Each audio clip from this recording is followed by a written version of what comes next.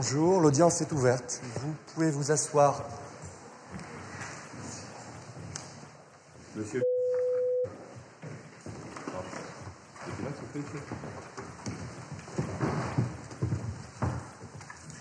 Bonjour, monsieur.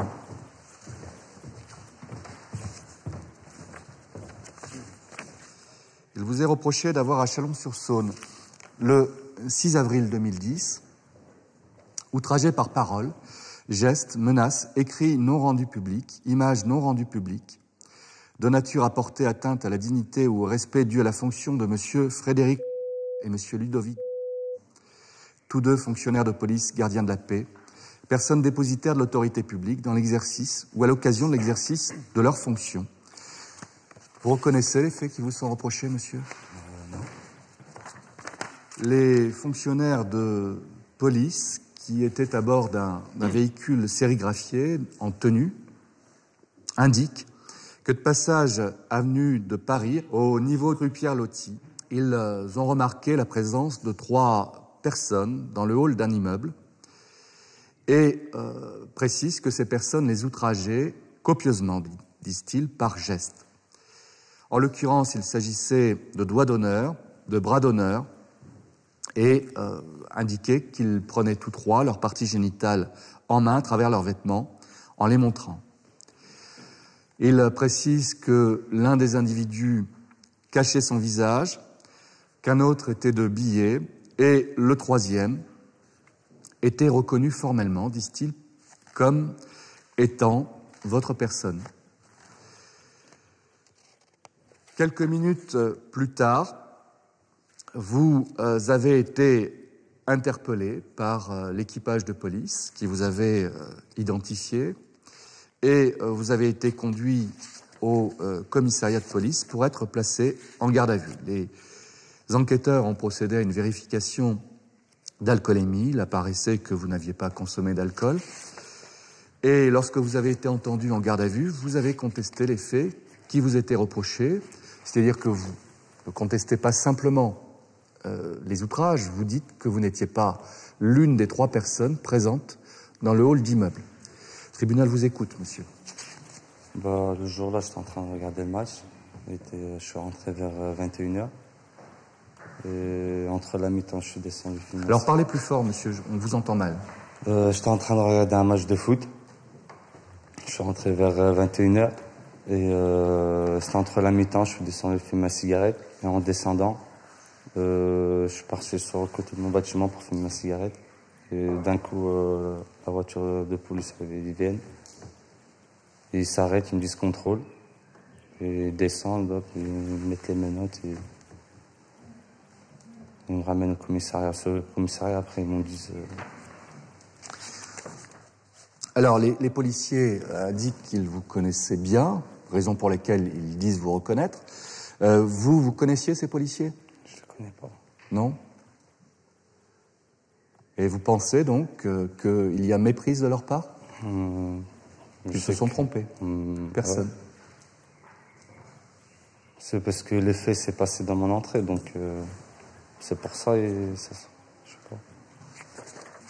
Alors je crois que les parties civiles sont représentées par le bâtonnier. Des questions, monsieur le bâtonnier ? Pas de questions, monsieur. Alors, monsieur, vous avez déjà été condamné à plusieurs reprises. Le 20 septembre 2006, par ce tribunal, à 200 € d'amende de composition pour recel de vol, refus d'obtempérer. Le 22 janvier 2007, vous avez été condamné à 2 mois d'emprisonnement avec sursis pour tentative de vol aggravé par 2 circonstances.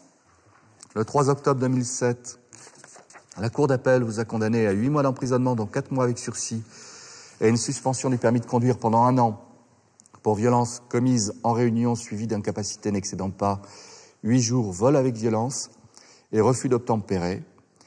Et le 4 mars 2009, la juridiction de proximité de Chalon-sur-Saône vous a condamné par ordonnance pénale à 250 € d'amende, une suspension du permis de conduire pendant 14 jours pour excès de vitesse.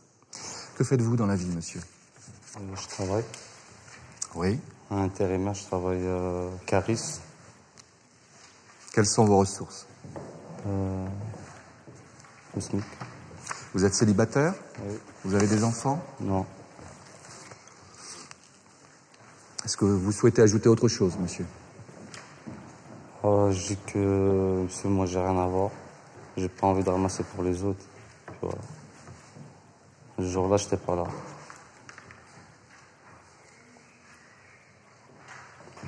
Vous pouvez vous asseoir, monsieur. Monsieur le bâtonnier. Je crois que le problème de cette affaire, il est simple. Nous avons un procès-verbal de police qui, je le rappelle, fait foi jusqu'à preuve contraire.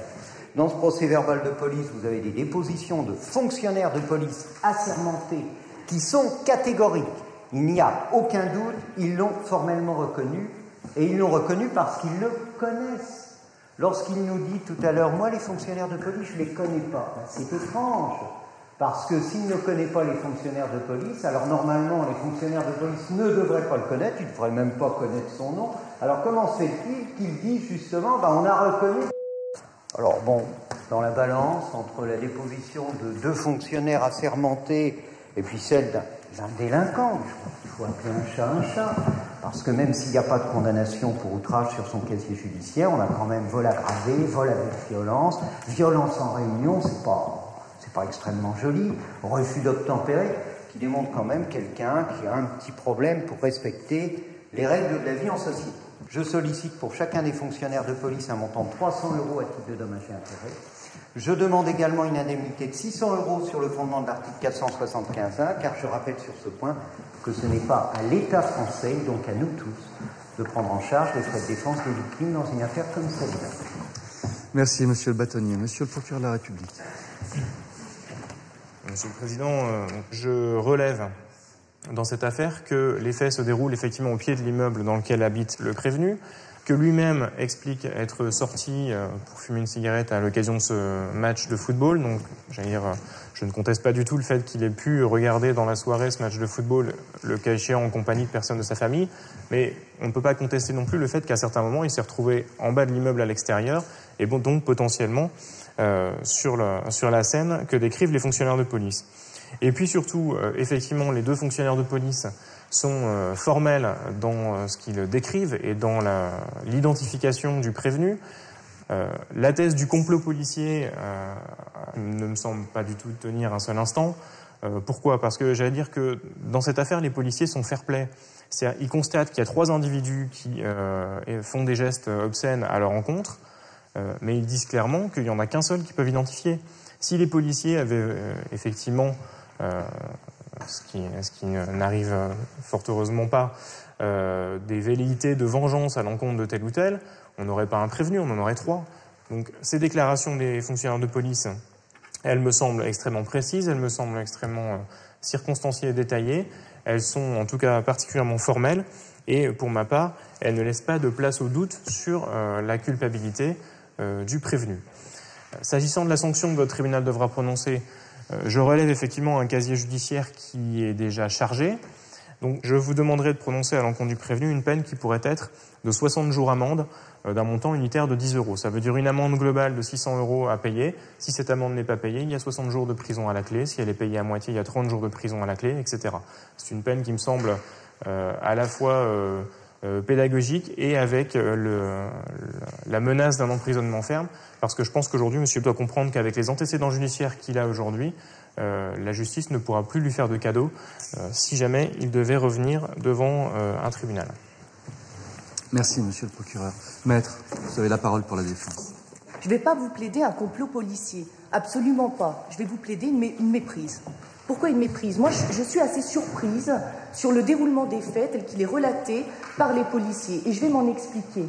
Effectivement, ils nous expliquent dans leur procès-verbal de saisine que de passage avenue de Paris, au niveau du 19 rue Pierre-Loti, à ce moment-là, ils constatent que 3 personnes les outragent. Il faut quand même un petit peu se situer sur les lieux. Le 19 rue Pierre-Loti, il est environ à 200 mètres. Nous sommes le 6 avril, il est 21h45. Il fait nuit noire. Il fait nuit noire en plein hiver. Une identification formelle, je suis sur ce point déjà, mais presque sur ce seul point, pour le moins réservé. Pour le moins réservé. Je m'interroge toujours sur cette identification, parce qu'on nous dit Monsieur très défavorablement connu de nos services. Alors, je me penche un petit peu sur le casier judiciaire, j'ai pris soin d'en noter quand même les éléments principaux. très défavorablement connu. Je vous rappelle que les faits ont lieu le 6 avril 2010, que les derniers faits datent pour un excès de vitesse. Alors, je ne suis pas certaine que ce soit les mêmes fonctionnaires de police auxquels a eu affaire monsieur pour cet excès de vitesse. Ça, c'était 28 décembre 2008, soit presque, plus d'un an. Et les derniers faits pour lesquels il a effectivement été interpellé par les policiers, pour lesquels il a subi des gardes à vue, datent du 11 juin 2006. 2006, presque 4 ans. Presque 4 ans. Depuis, on n'a rien à lui reprocher. Absolument rien. Une identification formelle, je suis plutôt très réservée. Très réservée. Je suis aussi réservée parce que quand on nous dit que ce délinquant, parce que c'est comme ça qu'on le présente, sa parole ne vaut rien, eh ben non, elle ne vaut pas rien. Elle ne vaut pas rien. Et malgré ces dénégations et malgré les éléments qu'il avancera, on ne vérifiera rien et on n'accordera effectivement aucun crédit à sa parole. Donc c'est pourquoi moi je vous demanderai, au vu du doute, de bien vouloir relaxer monsieur Stéphane la poursuite. Merci maître. Monsieur, vous pouvez regagner la salle. La décision sera rendue après la suspension d'audience.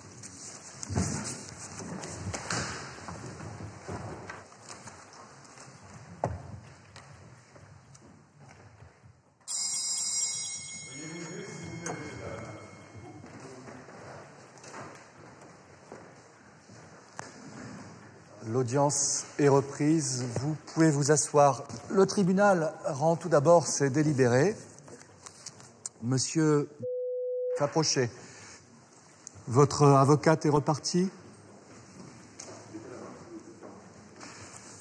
Monsieur, après en avoir délibéré, le tribunal vous relaxe au bénéfice du doute. Vous pouvez y aller, monsieur. Comment ?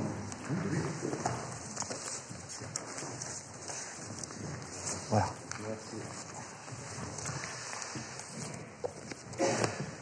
L'audience est levée.